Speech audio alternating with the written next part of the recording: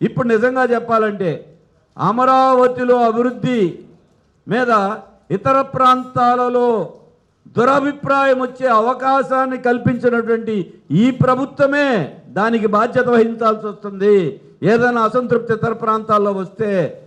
కాబట్టి దానికి కూడా వాళ్ళే ముద్దాయి అవుతారు. అలాగే కేంద్రం గురించి ఇందాక చెప్పారు అందరూ. మన రాష్ట్ర పునర్వ్యవస్థీకరణ చట్టం సెక్షన్ 94(3) ప్రకారం రాజధానిలో ఉన్న అసెంబ్లీ, సెక్రటేరియట్, రాజ్భవన్, దానికి తోడు మౌలిక సదుపాయాల కల్పన బాధ్యత కేంద్ర ప్రభుత్వానికి. అంటే ఈ మొత్తానికి డబ్బు ఇవ్వాల్సింది కేంద్రం.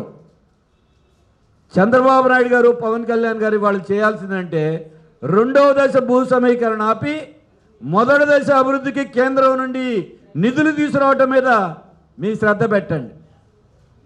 1,00,000 కోట్లు కావాలని చెప్తున్నారు. 1,00,000 కోట్లు కేంద్రం ఇచ్చిందంతా 1,500 కోట్లు. 1.5 1.5% మాత్రమే.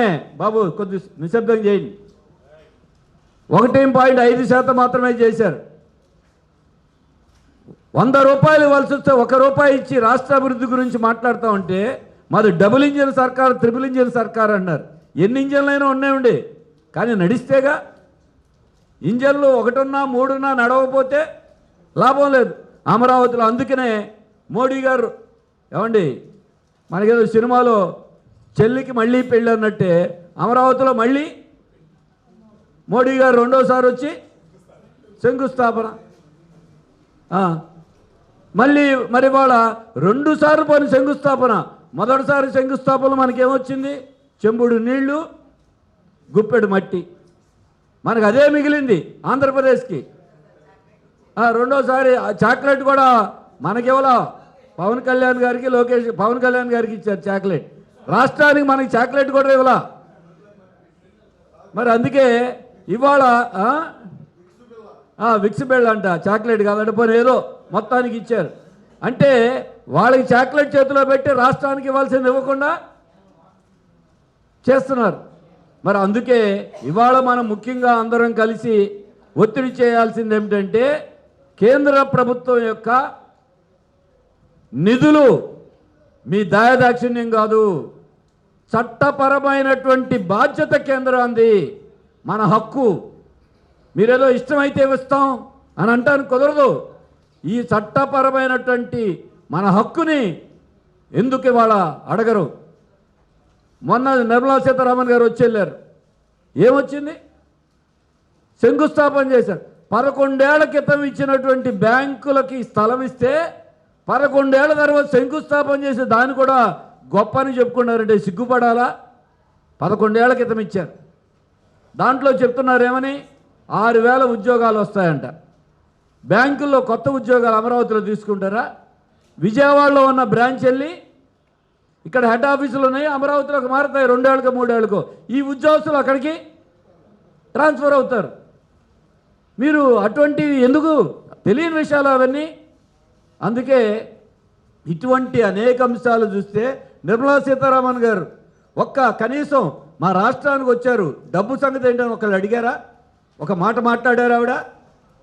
అంటే ఇది తాజా మోసం. తాజా శంకుస్థాపనలో మళ్ళీ తాజా మోసం. అది లేదు. ఆఖరికి రాజధానిలో ఉన్నటువంటి రైతులకి నేను ప్లాట్ చూపించలేదన్న, బ్యాంకు దగ్గరికి వెళ్ళి అప్పు అడుగుతున్నారు రైతులందరూ. ఎందుకు? మా స్థలం కాబట్టి. అప్పు అడిగితే వాళ్ళు ఏమన్నారు? బ్యాంకు వాళ్ళు మీ ప్లాట్ ఎక్కడుందో చూపించండి అంటున్నారు. వీళ్ళకి తెలిస్తేగా చూపించడానికి. వీళ్ళు వెళ్ళటానికి ఎక్కడుంది, చూపించడానికి ఎక్కడుంది? మీకు లేకపోతే బ్యాంకులో వాళ్ళు అప్పు ఇవ్వట్లా. రైతుకి తీసుకున్న భూముల మీద ఎస్ఆర్ఎం యూనివర్సిటీ వాళ్ళకి లోన్ ఇచ్చారు, విట్టు యూనివర్సిటీ వాళ్ళకి లోన్ ఇచ్చారు, ఇప్పుడు స్టార్ హోటల్స్ కట్టబోతున్నారు వాళ్ళకి లోన్ ఇచ్చారు, కార్పొరేట్ కంపెనీలకు లోన్ ఇచ్చారు అమరావతిలో.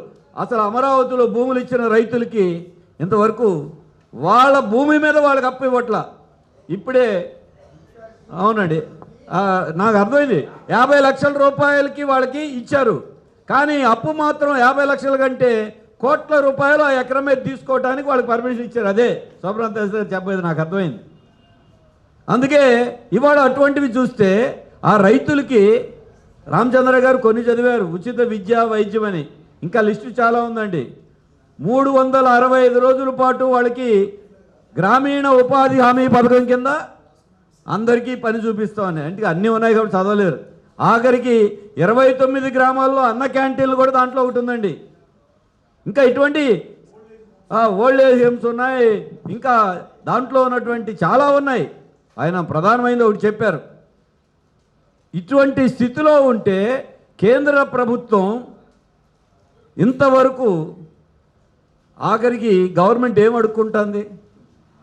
రాజధాని అమరావతిని గుర్తిస్తూ గెజిట్ విడుదల చేయండి, చట్టం చేయండి అని డబుల్ ఇంజన్ సర్కార్ 18 నెలల తర్వాత మీరు రైతు చట్టాలు చేస్తారు, విద్యుత్ చట్టాలు చేస్తారు, కార్పొరేట్ల చట్టాలు చేస్తారు. అమరావతికి డబ్బుల సంగతి సరే, చట్టం చేసే దిక్కు లేదు ఇంతవరకు. రైతులు మాకు చట్టం చేయండి బాబు అని అంటే ఏమాట వచ్చేది? లీగల్ ప్రాసెస్ జరుగుతుందంట. 10 ఏళ్ల నుంచి లీగల్ ప్రాసెసా? వీళ్ళ మైండ్ సెట్ ఏంటో తెలుసు. గతంలో 3 రాజధానుల పేరుతో నాటకం ఆడినప్పుడు అన్ని పార్టీలకి హైకోర్టు మీ పార్టీ అభిప్రాయాలు అమరావతి గురించి తెలియజేయమంటే బీజేపీ ఏమనిచ్చింది? రాజధానికి మాకు సంబంధం లేదు, రాష్ట్ర ప్రభుత్వం ఇష్టమని వ్రాతపూర్వకమైన అఫిడవిట్ హైకోర్టుకి ఇచ్చారు. అటువంటి బీజేపీ కేంద్రం ఇవాళ డబుల్ ఇంజిన్ అని చెప్తే వాళ్ళని నమ్మి సెకండ్ ఫేజ్ తీసుకుంటే రాష్ట్రం ఎవరికి జరిగేది? అందుకే వీళ్ళు దీనికి వాళ్ళ సమాధానం మొదట చెప్పాల్సిన అవసరమే కాదు, 11 ఏళ్ల తర్వాత వాళ్ళ బాధ్యత ఉంది. ఇక రెండోది, వాళ్ళ సెకండ్ ఫేజ్. మొదటి ఫేజే అవసరమా కాదా ఇంత భూములు అనే చర్చ జరుగుతున్న టైంలో రెండవ దశ భూములు తీసుకోవటం అనేది ఇది దుస్సాహసం. రెండవది, ఇప్పుడు నిన్న మొన్న చూపిస్తున్నాను, నారాయణ గారు వెళ్తే రైతులందరూ పోటీపడి వచ్చి మా తీసుకోండి తీసుకోండి అంటున్నారు. నిజమే అనుకుందాం. రైతులు పూలింగ్లోకి భూములు ఇస్తున్నారంటే అర్థం ఏంటి? మీ మీద నమ్మకంతో కాదు.